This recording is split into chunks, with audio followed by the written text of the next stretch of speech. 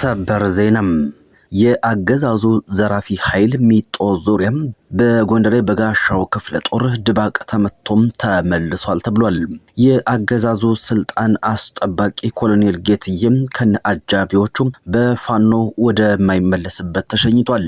ባህር ዳር ከሚገኙ ፖሊስ ጣቢያዎች መካከል የ9ኛ ፖሊስ ጣቢያም በጀግኖቹ ተጎብኝቷል። የባህር ዳር ማረሚያ ቤት ተለዋጭ ቤቱ ሆኖ ቆይቷል።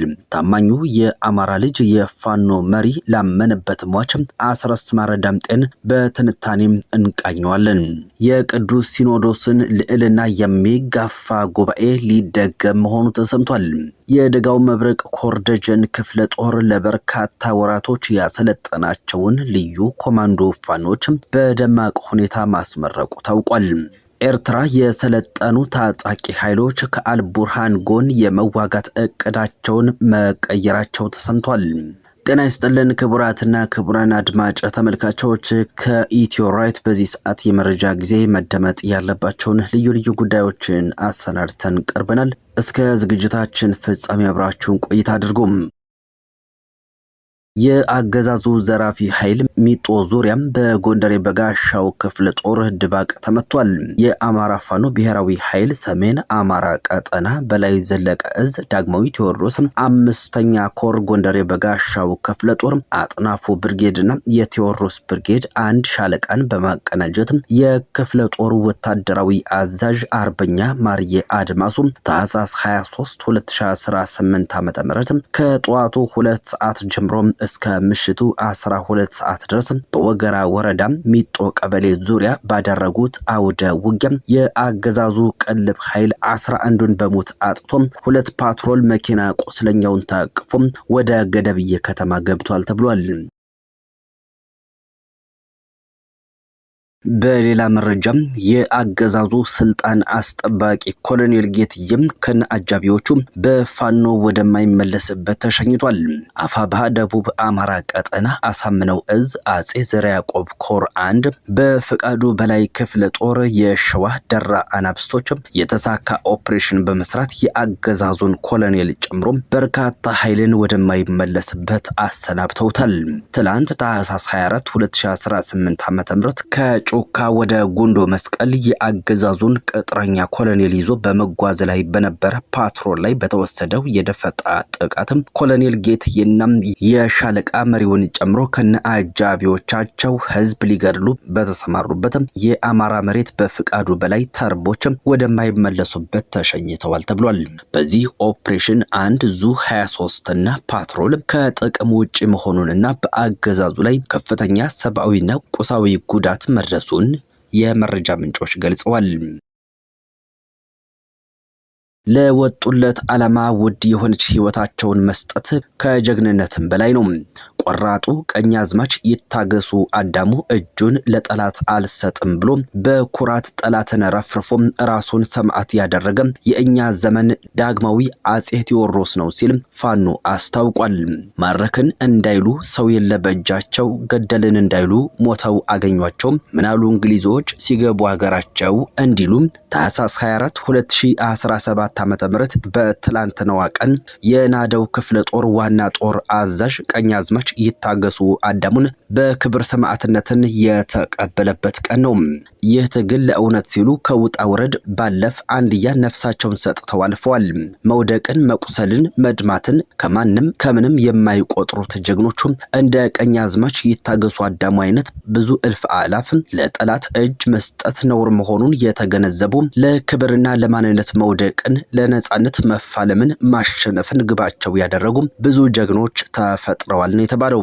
ብዙ አላፍ ጀግኖች ከትላንት እስከ ዛሬዋ ደቂቃ ድረስ የቀኛዝማች ይታገሱ አዳሙን የትግል አደራ ተሸክመው ለቃላቸው እየታመኑ በተኩስ ድምጽ የሚሰክሩ ለሰማዕትነት የተዘጋጁ የትግል ዓላማ የትግልን መዳረሻ አውቀውና አስበው የሚራመዱ ጀግኖች ታሪካቸውን በደምና በአጥንታቸው እየጻፉ የሚያልፉ አናብስቶች ተፈጥረዋል። በሌላ መረጃ ባህር ዳር ከሚገኙ ፖሊስ ጣቢያዎች መካከል የ9ኛ ጣቢያን ደጋግሞ ጎብኝቶታል። የባህር ዳር ማረሚያ ቤት ተለዋጭ ቤቱ ሆኖ ቆይቷል። ታማኙ የአማራ ልጅ የፋኖ መሪ ላመነበት ሟች አስረስ ማረ ዳምጤን በትንታኔ እንቃኘዋለን። በስራው ለእውነት ተከራካሪ፣ ለተበደለ ፍትህ ፈላጊ፣ ሙሉ የጥብቅና እውቅና ፈቃድ ያለው ከህግ ፊት ቆሞ ዓለምን ከሀገራት ህግጋትን ከህግጋት በተከሳሽና ከሳሽ ድርጊትን በማህበረሰባችን ወግ ልማድና ባህል እሴት ጋር እያዳመረ ቁጥርን አንቀጽን ከምዕራፍ እያጣቀሰ ሀገርን ለማዳን የሚተጋም የበርካቶችን እንባ አባሽ የፍትህ አባት ነበረ። እርሱም አርበኛ አስረስ ማረ ዳምጤ ነው።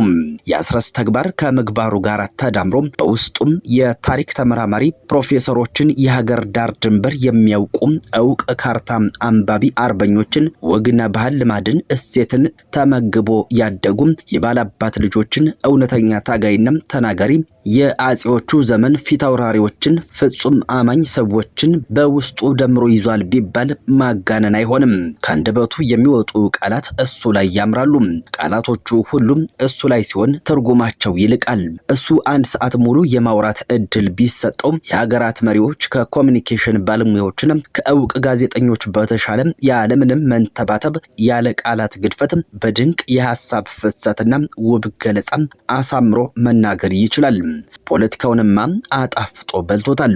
በምን ሰዓት ምንና ለምን በምን መንገድ መናገር እንዳለበት ጠንቅቆ ያውቃል። የአመራር ጥበቡ ድንቅ ነው።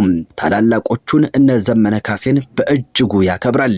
ታናናሾችን ደግሞ አክብሮም ያስተምራል። በዚህ ሰዓት ከአንድ ዓመት በላይ ባስቆጠረውና አሁንም እየተካሄደ በሚገኘው የህልውና ትግል ውስጥ የሱ ሚና ከባድ ነው። የአማራ ህዝብ ጥያቄዎች፣ ተስፋና ስጋቶች፣ ድሎች ደንደን ባለው ትከሻው ተሸክሟል።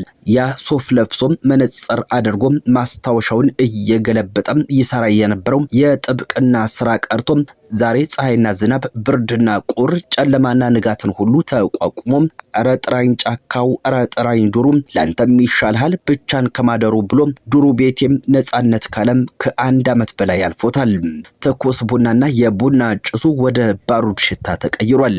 የቡና ቆርሱ የሚዘግነው ቆሉ ወደ ጥይት ተቀይሯል። አስረስ ማረ ዳምጤም በፍጹም ተስፋ የመቁረጥ ስሜት የለበትም። በእጅጉ ተፈትኗልና በትንሹም የሚሰበር አይደለም። የቅዱስ ሲኖዶስ ልዕልና የሚጋፋ ጉባኤ በድጋሚ ሊካሄድ መሆኑ ተሰምቷል። የመረጃ ምንጮቻችን እንዳደረሱን ከሆነ ታህሳስ 25 ቅዳሜ በቅድስት ሥላሴ ዩኒቨርሲቲ አዳራሽ ጠዋት በመንግስት ትዕዛዝ መሰረት የክፍለ ከተማ ቤተ ክህነት አካላት ጥሪ ማድረጋቸው ተሰምቷል። ጉዳዩ ደግሞ ታክስን የሚመለከት ነው ተብሏል። በሀገራችንም ሆነ በቤተ ክርስቲያናችን ለመጀመሪያና ታሪካዊ የሆነው የቤተ ክርስቲያን ግብር እንድትከፍል ተወስኖ ከብዙ አጥቢያዎች እንዲሁም ከቤተ ክርስቲያን ቤተ ክህነት የቤተ ክርስቲያን አካውንት በቀጥታ እየተቆረጠ ለመንግስት ገቢ ሊሆን እንደሆነ ተወስኗል። እንዲህ ያለው ተግባር የቤተ ክርስቲያኒቱን የመጨረሻ አካል የሆነውን ቅዱስ ሲኖዶስ ፈቃድና እውቅና ውጭ ነው ተብሏል። ጉባኤው አስፈላጊ ነው ከተባለም ደረጃውን ጠብቆ የሚመለከተው አካል ከቅዱስ ሲኖዶስ ጋር ተወያይቶ በቤተ ክርስቲያን መዋቅር ትዕዛዝ ሰጭነት መተግበር ሲገባው የቅዱስ ሲኖዶስ ልዕልናን ተጋፍቶ እየተተገበረ ይገኛል ተብሏል።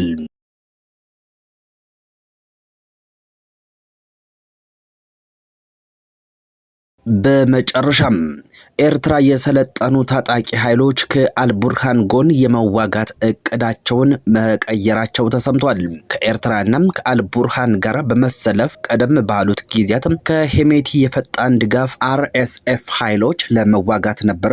እነዚህ ኃይሎች ሲንቀሳቀሱና በፖርት ሱዳን የአልቡርሃን ጦር እንዲሁም በአስመራው መንግስት ተስፋ ተጥሎባቸው የነበረው እንደ ዘገባዎች ከሆነ ሰልጥነውና ተመርቀው የነበሩት ኃይሎች የነጻነትና የፍትህ ህዝባዊ ግንባር በኤርትራ ግዛት ቀርማይካ ክልል ውስጥ የሚገኝ ብሔራዊ የፍትህና የልማት ንቅናቄና የአልቤጃ ኮንፈረንስ በኤርትራ ውስጥ ሉኪፕ ክልል ውስጥ የሚገኝ በሌላ በኩል ደግሞ ምስራቅ ሱዳን የነጻነት ንቅናቄም በካላላ ከተማ ሰፍሮ የሚገኝ መሆናቸው ተሰምቷል። በቅርቡ በምስራቅ ሱዳን እስከ ኢትዮጵያ ድንበር ውጊያ ለመክፈት ነበረም ሲገልጽ የቆየው። ይሁንና ለዚህ የተዘጋጁት 5 ኃይሎች ለአልቡርሃን ተላልፈው ከአርኤስኤፍ ጋር ከመዋጋት ይልቅ ገለልተኝነትን መምረጣቸው ነው የተሰማው። ክቡራትና ክቡራን አድማጭ ተመልካቾች የሰዓቱ መረጃዎቻችን የተከታተላችኋቸውን ይመስሉ ነበር። በሰላም ዋሉ።